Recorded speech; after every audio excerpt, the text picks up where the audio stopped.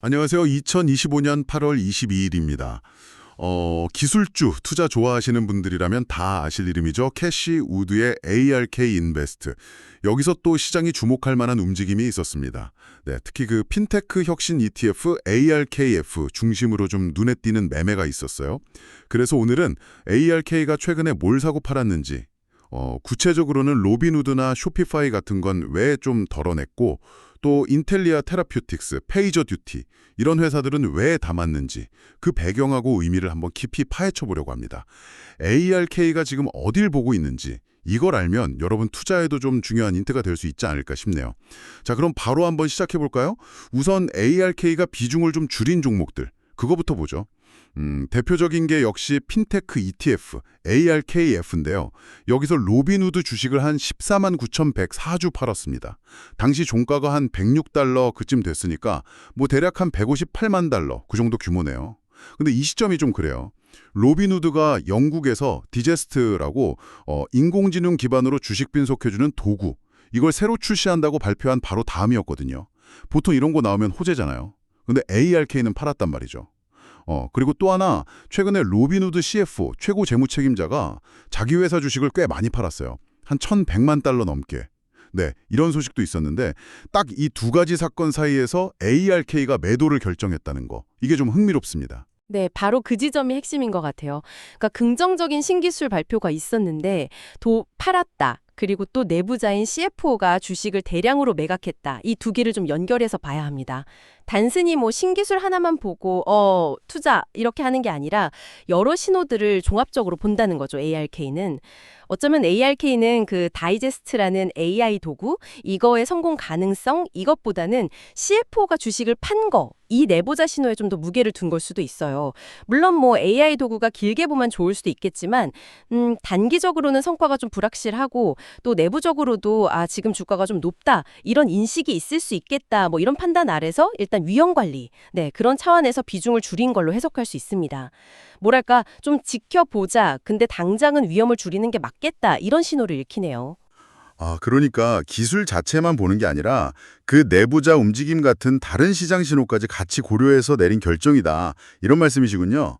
그럼 같은 날 ARKF에서 판 쇼피파이, 이건 어떻게 봐야 돼요? 쇼피파이는 한 11,711주, 그러니까 약 $160만 어치 팔았는데 이날 종가가 $136.68였거든요. 쇼피파이는 좀 상황이 다르잖아요.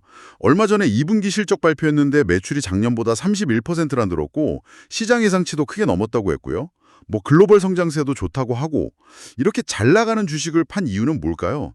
단충이 위험 관리라고 하기엔 실적이 너무 좋은데요. 맞습니다. 쇼피파이는 로빈후드랑 좀 결이 다르죠. 말씀하신 대로 실적이 아주 강력하게 나온 이후에 매도가 나왔어요. 그래서 시장에서는 이게 전형적인 차익 실현 아니냐, 이런 해석이 좀 많습니다. 주가가 좋은 실적 덕분에 이미 좀 많이 올랐다, 이렇게 판단했을 때 이익을 일부 확정하는 그런 전략이죠. 수익 난 거 일단 좀 챙긴다. 네, 그렇죠. 아니면 포트폴리오 전체적으로 균형을 맞추려고 리밸런싱을 했을 수도 있고요. 리밸런싱이요? 네, 그러니까 쇼피파이가 너무 잘 나가서 펀드 안에서 비중이 너무 커지는 거, 이걸 좀 조절하는 차원일 수 있다는 거죠. ARK가 뭐 쇼피파이 장기 성장성을 이제 안 맺는다, 이런 거라기보다는요, 그냥 포트폴리오 운용하는 기술적인 측면에서 비중 조절했을 가능성, 이게 더 높아 보입니다. 아무리 좋은 주식이라도 하나에 너무 쏠리는 건 좀 그렇잖아요, 관리 원칙상. 네, 일리가 있네요. 실적이 좋아도 너무 비중이 커지면 팔 수 있다. 부정적인 이유만은 아니라는 거군요. 그리고 스트리밍 회사죠, 로쿠, ROK요. 이것도 ARKF에서 한 16,000주 넘게 팔았죠. 로크는 요즘 그 스트리밍 경쟁 너무 치열해지고 성장 좀 둔화되는 거 아니냐, 이런 우려 때문에 주가가 좀 계속 안 좋았고요. 네, 로크 매도는 아까 그 로빈후드 케이스랑 좀 비슷한 맥락으로 볼 수 있을 것 같아요. 로빈후드가 그 신기술 불확실성이나 내부자 매도 같은 단기 위험 신호에 반응한 거라면, 로크는 경쟁 심화나 성장 둔화 우려 같은 시장 환경 변화에 대한 대응, 이렇게 해석할 수 있죠. 쇼피파이가 차익 실현이나 리밸런싱에 가깝다면 로빈후드랑 로크는 선제적인 위험 관리 성격이 좀 더 강하다, 이렇게 정리할 수 있겠네요. 이렇게 매도 종목들을 쭉 보면요, ARK는 각 기업이 처한 어떤 개별적인 상황들 있잖아요. 그게 뭐 내부 이슈든 시장 경쟁 상황이든 아니면 단순히 주가가 올라서 기술적으로 조정이 필요하든 이런 거에 맞춰서 굉장히 선별적으로 비중을 조절하고 있다. 이걸 알 수 있습니다. 변동성이 워낙 큰 기술주 시장이니까 나름의 원칙을 가지고 좀 섬세하게 위험을 관리하려는 시도다. 이렇게 봐야겠죠? 네, 매도 저역은 어느 정도 그림이 그려지는 것 같습니다. 위험 신호가 보이거나 아니면 너무 올라서 비중 조절 필요할 때 움직인다. 대충 이런 느낌이네요. 근데 사실 아크 투자의 진짜 매력은 파는 것보다는 사는 데 있다고들 하잖아요. 미래를 보고 좀 과감하게 베팅하는 거요. 이번에도 그런 움직임이 있었나요? 이 부분이 진짜 흥미로운데요.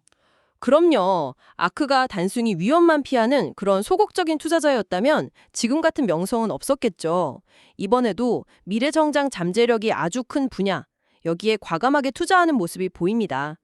여기서 아크의 어떤 장기적인 비전, 그리고 투자 철학 같은 걸 좀 엿볼 수 있죠. 가장 눈에 띄는 건 역시 유전자 편집 기술 회사 인텔리아 테라퓨틱스, NTLA 같아요. 아크의 대표 펀드인 RRK, 이노베이션 ETF죠. 여기서 무려 87,380주. 그리고 유전치학 혁신에 투자하는 ARKG 펀드에서도 3,670주를 추가로 샀어요. 인텔리아는 뭐 미래의학의 판도를 바꿀 게임 체인저로 진짜 주목받는 회사 중 하나잖아요. 정확합니다. 유전자 편집 기술. 이거야말로 아크가 계속 강조해온 파괴적 혁신. 그 대표적인 예시 중 하나죠. 인류의 질병 치료 방식을 아예 근본적으로 바꿀 수 있는 그런 잠재력이 있으니까요. 아크가 인텔리아 주식을 꾸준히 계속 사 모으는 건 뭐 단기 실적이나 시장 변동성 이런 거에 휘둘리기보다는 이런 기술 혁신이 가져올 아주 장기적인 가치, 여기에 투자한다는 그들의 핵심 철학을 아주 잘 보여주는 겁니다. 근데 솔직히 유전자 편집 분야는 아직 좀 갈 길이 멀잖아요. 임상시험 중인 게 대부분이고 실제로 상업화되려면 시간도 많이 걸릴 거고 규제 문제도 넘어야 하고 이런 불확실성에도 불구하고 이렇게 공격적으로 사는 건 뭐랄까 상당한 확신이 있다는 뜻일까요? 아니면 너무 앞서 나가는 걸까요? 좀 궁금하네요. 아주 좋은 질문입니다. 맞아요. 분명히 리스크 크죠. 그리고 단기적으로 성과 안 나올 수도 있어요. 근데 ARK의 투자 관점은 그게 아니라는 거죠. 5년, 10년, 아니면 그 이상을 내다보는 장기 투자, 여기에 맞춰져 있어요. 그들은 지금 당장 돈 버는 것보다 미래 사회를 바꿀 어떤 혁신 기술의 씨앗, 여기에 투자하는 데 더 큰 의미를 두는 것 같아요. 인텔리아 투자는 바로 그런 관점을 보여주는 상징적인 사례라고 할 수 있습니다. 물론 실패할 수도 있겠죠. 하지만 성공했을 때 그 파급력이나 수익률은 뭐 상상을 초월할 수 있으니까요. 그래서 포트폴리오의 일부를 이런 미래에 대한 옵션에 배분하는 전략이다. 이렇게 이해할 수 있습니다. 미래를 사는 투자다. 그렇군요. 또 다른 매수 종목도 흥미로운데요. ARKK 펀드가 페이저듀티, PED라는 회사 주식을 13만 8천 주 넘게 아주 대량으로 샀어요. 페이저듀티, 이게 기업들 IT 운영 자동화해주고 뭐 디지털 서비스 안정성 높이는 솔루션 제공하는 곳이라고 하는데 요즘처럼 모든 게 다 디지털화되는 시대에는 점점 더 중요해질 것 같긴 하네요. 네, 페이저듀티 매수는 또 다른 아주 큰 흐름이죠.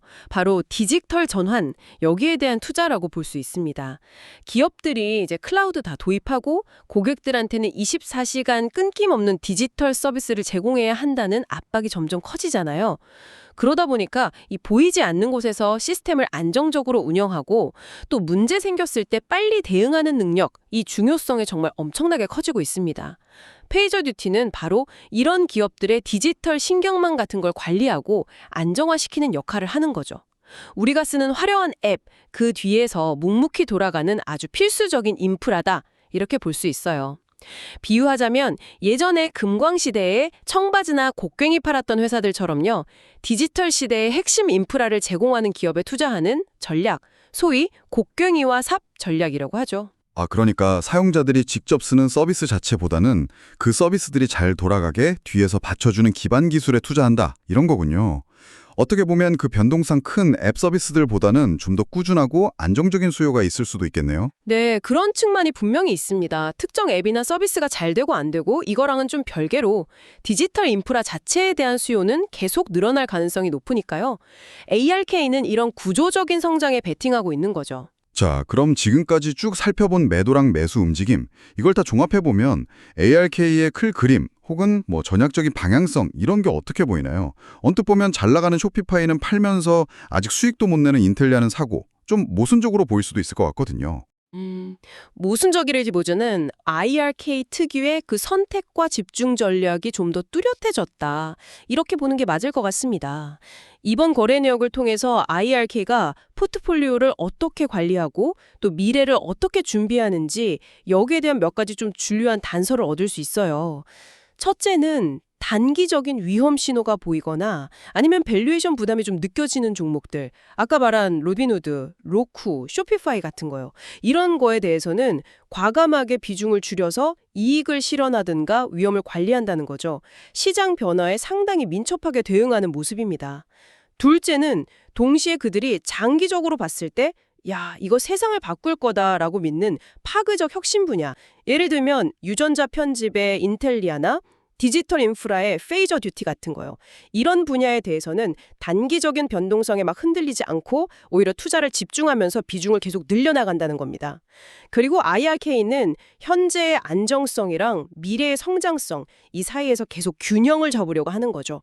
단기적인 시장의 어떤 노이즈에는 좀 거리를 두면서도 명확한 위험 신호에는 민감하게 반응하고 그리고 미래 성장 동력에 대해서는 아주 높은 확신을 가지고 과감하게 투자하는 약간 이중적인 전략이라고 할까요? 이것이 변동성 큰 혁신 기술주 시장에서 IRK가 추구하는 생존 방식이자 성장 공식이다. 뭐 이렇게 볼 수 있겠습니다. 그렇군요. 단기 대응이랑 장기 비전을 동시에 가져가는 상당히 능동적인 관리 전략이네요. 그럼 이런 IRK의 움직임이 기술주 시장 전체나 뭐 이 방송 듣고 계신 여러분께 주는 시사점 이런 건 뭐가 있을까요? 우리가 여기서 뭘 좀 눈여겨봐야 할까요? IRK의 테크크리어 변화가 뭐 절대적인 정답이다. 이럴 수는 없겠지만요. 그래도 현재 기술 산업 안에서 어떤 분야가 상대적으로 좀 위험 관리 대상으로 여겨지고 또 어떤 분야가 미래 성장 동력으로 주목받고 있는지 여기에 대한 중요한 시장 참여자의 시각 중 하나를 제공한다는 점은 분명합니다. 예를 들어서 여러분이 핀테크나 전자상거래 분야에 관심이 있으시다면 IARK가 로빈후드나 쇼피파이 비중을 줄였다. 이 사실 자체보다는 왜 줄였을까 하는 그 배경 있잖아요. 뭐 내부자 매도라던가 차익 실현, 리밸런싱 같은 거. 이걸 이해하는 게 중요하겠죠. 반대로 생명공학이나 클라우드 인프라 분야의 미래를 좀 보고 계시다면 IARK가 인텔리아나 페이저 듀티 같은 기업에 꾸준히 투자하는 이유, 즉 파괴적 혁신이나 디지털 전환의 필수 인프라 같은 그들의 투자 논리, 이걸 좀 참고해 볼 수 있을 거고요. 결국에는 IARK의 움직임을 그냥 맹목적으로 따라하기보다는 그들의 투자 결정 뒤에 숨어있는 논리나 시장 해석을 좀 이해하고 여러분 자신의 투자 철학이나 시장 전망에 비춰서 비판적으로 검토해보는 거, 이게 중요합니다. IARK의 거래 내역은 그냥 시장의 다양한 관점 중 하나를 보여주는 유용한 참고 자료다. 이렇게 생각하시면 좋을 것 같아요. 특히 어떤 기술 트렌드에 돈이 몰리고 있는지 혹은 어떤 위험 요인이 좀 부각되고 있는지 이런 걸 가늠하는 데는 분명 도움이 될 수 있습니다. 네, 아주 중요한 지적이십니다. 아케이의 전략을 이해하는 게 곧 그들을 따라하라는 의미는 아니다. 이 점은 꼭 명심해야겠네요. 자, 오늘 아케이인베스트의 최근 매매 동향을 통해서 그들의 투자 전략을 좀 심층적으로 분석해봤습니다. 요약하자면 시장 변화에 발빠르게 대응하면서 단기 위험은 관리하고 동시에 유전자 편집이나 IT 인프라 같은 미래 핵심 동력에는 장기 투자를 강화하는 그런 약간 이중적인 모습을 확인할 수 있었습니다. 익숙한 이름들의 비중은 줄이고 새로운 혁신의 씨앗에는 물을 주는 모습, 이게 좀 인상적이었네요. 물론 뭐 투자의 세계에서 미래는 아무도 확신할 수 없죠. IRK의 이런 판단이나 선택이 앞으로 어떤 결과로 이어질지는 좀 시간을 두고 지켜봐야 할 일입니다. 특히 개인적으로 좀 궁금한 건 로빈후드가 야심차게 내놓은 그 AI 분석 도구 다이제스트 있잖아요.